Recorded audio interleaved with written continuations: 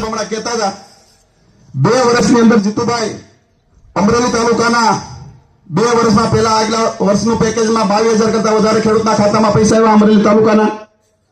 આ વર્ષે તમે જે ખેડૂત માટે નિર્ણય કર્યો સરકારમાં 27,000 ખેડૂતના ખાતામાં ફોર્મ ભરે ને 15મા દિવસે પૈસા જમા થાય એનું નામ કૃષિ મંત્રી તરીકે જીતુભાઈ વાઘાણીને આપણે અભિનંદન આપવા પડે.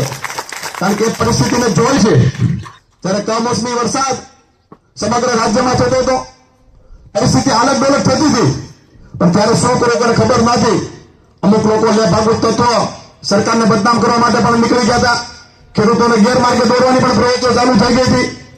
પણ આદરણીય મુખ્યમંત્રી ભૂપેન્દ્રભાઈ પટેલ સાહેબ, નાયબ મુખ્યમંત્રી આદરણીય હર્ષભાઈ સંઘવી સાહેબ અને કૃષિ મંત્રી તરીકે જીતુભાઈ વાઘાણી સાહેબે જે નિર્ણયો કર્યા, સાહેબ સર્વે થાય તો તમને મને બધાને ખબર પડે શું પરિસ્થિતિ થાય આપણી.